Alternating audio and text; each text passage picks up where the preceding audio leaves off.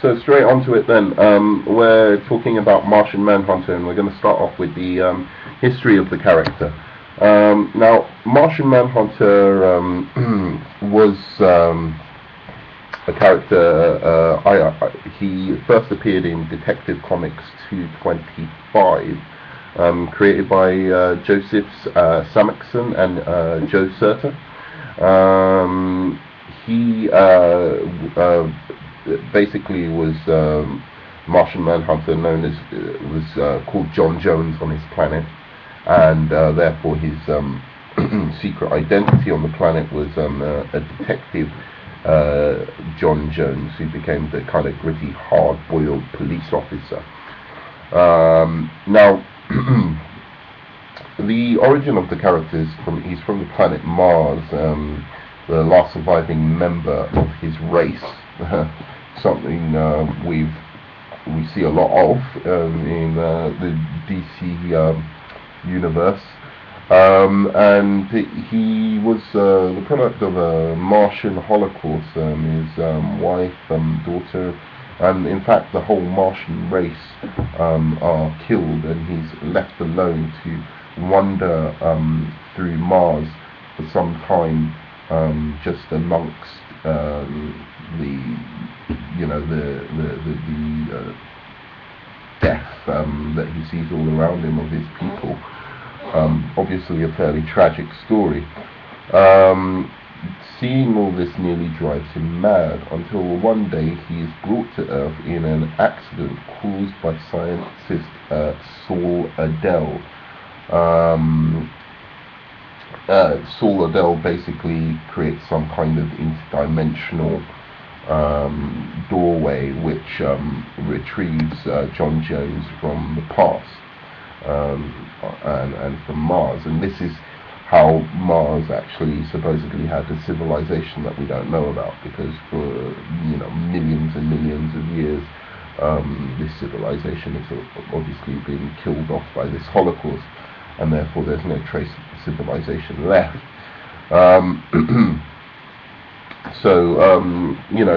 So far so good. Now, I just want to talk a little bit about why, for me, that is interesting. I mean, there's some obvious issues. I didn't go through his powers, which are super strength, speed, invulnerability, flight, shape-shifting, intangibility, and telepathy.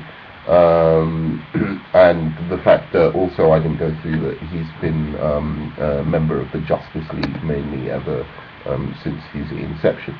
Now, let me talk about what is great about this, the story of this character, and why I think it would fit in so well with the DC cinematic universe, and also some problems. So first of all, the problems which I see are his proximity in closeness to Superman. Even though his story is quite different and tragic in its own way, kind of smacks a lot of Superman. I mean, the high concept basically is of a super powerful godlike being who comes from a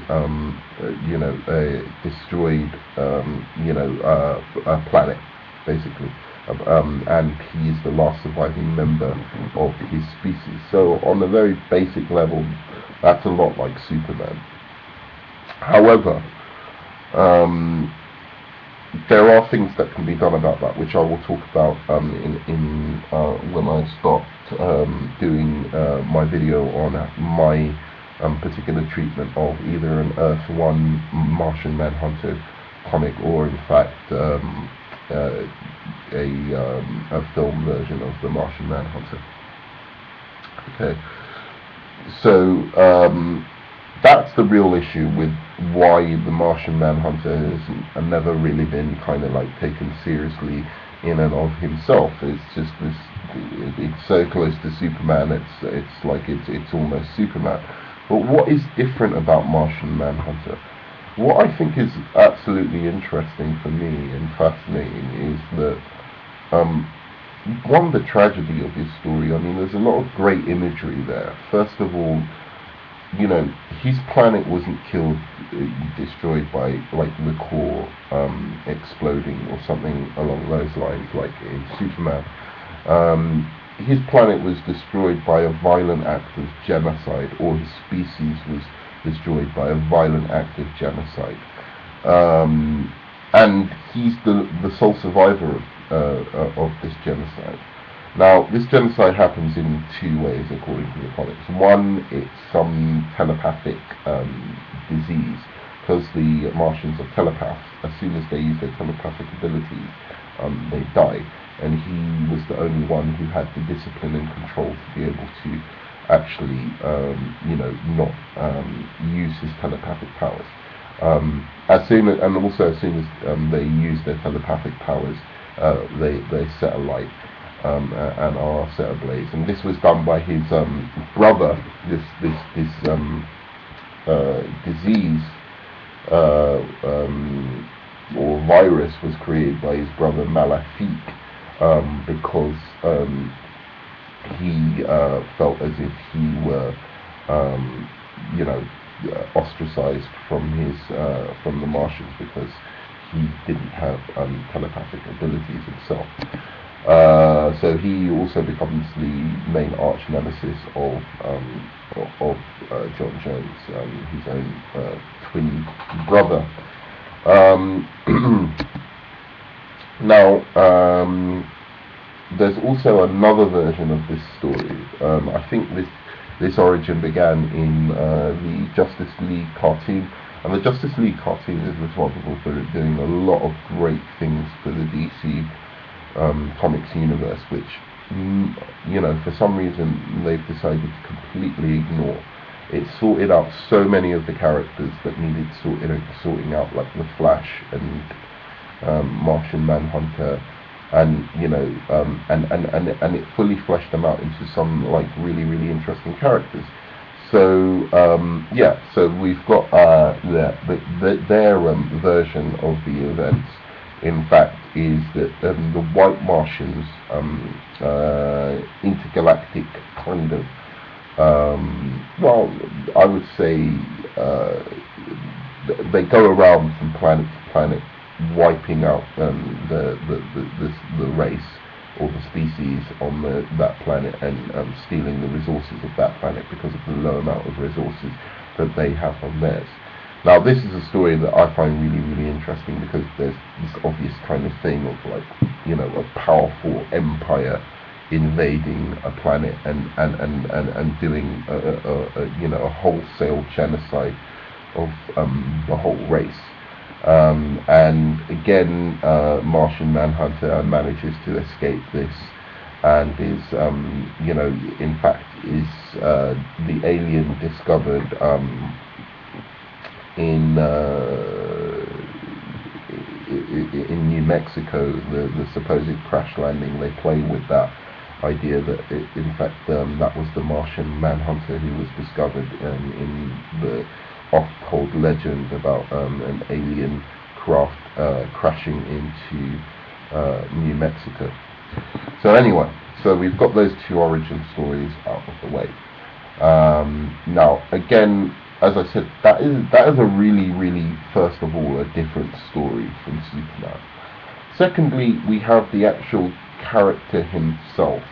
Now, the character of Martian Manhunter, he was a character who was a police officer, and the police on Mars were called the Manhunters.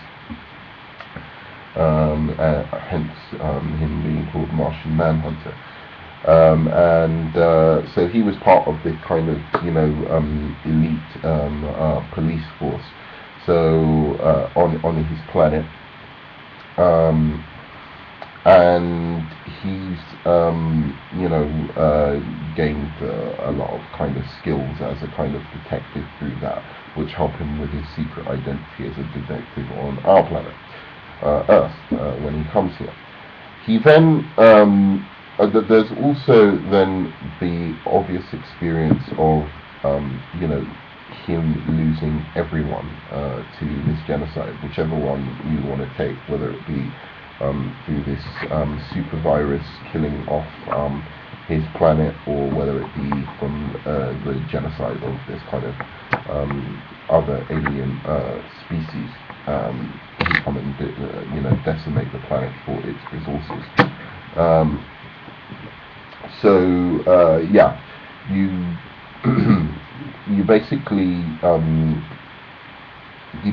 have this wanderer who is alone, who grows up in a completely alien civilization, and then comes to Earth and has to kind of acclimatize to our planet.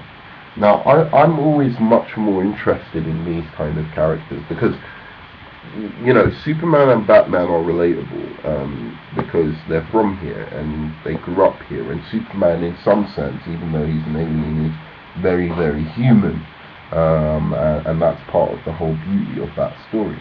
But I'm often very interested in characters that are wholly alien, and how do you write characters who are wholly alien, and their interpretation and view of our society, seeing Earth from the eyes of something completely alien.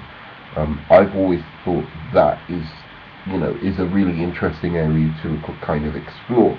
So Martian Manhunter, I mean, yeah, maybe I'm taking comic book stories a bit seriously or whatever you want to say, but Martian Manhunter is a great way of doing that.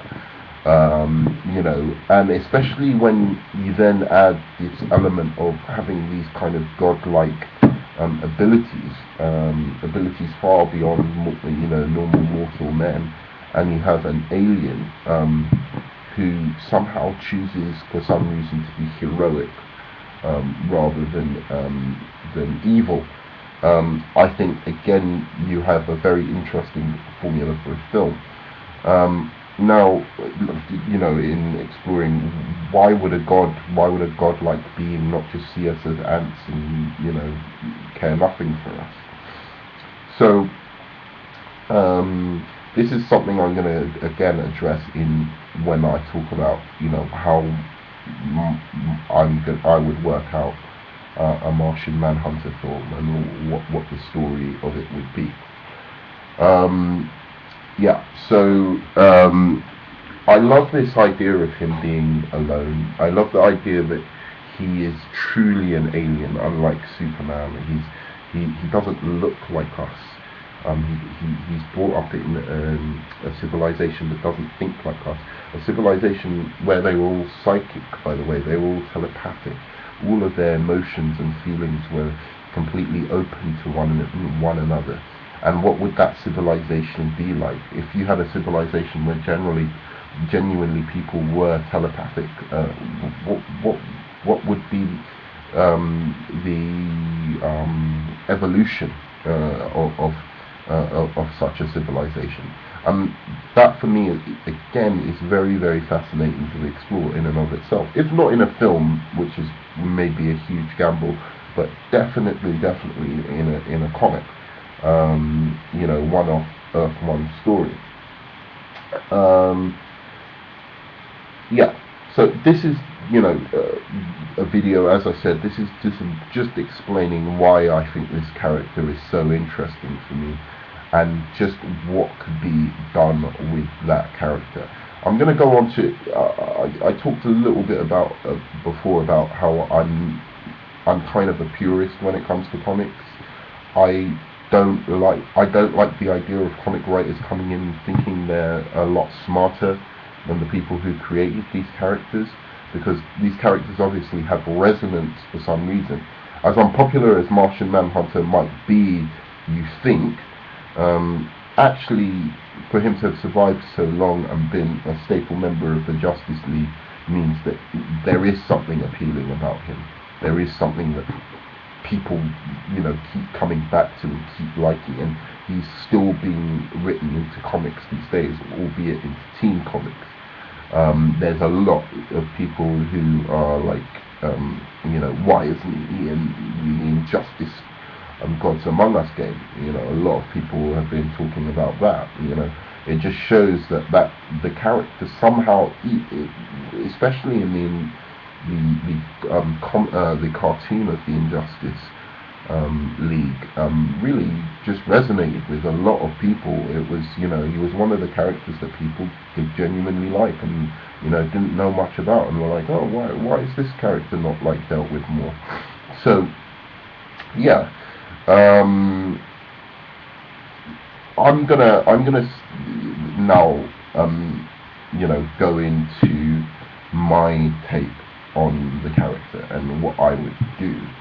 Now, a lot of people, and I'd like to know what you think, a lot of people will say that in fact the changes that I have made to the you know, the mythology of the character um, do take it so far that it's no longer Martian Manhunter, it's another character. But to me, what I've done is try and emphasize those things that are most core in the character, and kind of develop them out, and flesh them out and give them some kind of psychological realism. So you'll see in the parts of the story that I've kind of you know, left open for you guys to read about, the kind of, you know, take I would have on this world that Martian Manhunter is in. So anyway, I hope you enjoy the read, and I hope you join me for my discussion of where I would take the character and how I would approach Martian Manhunter, and the bits that I would change and why I would change those parts of his mythology. Okay, thank you.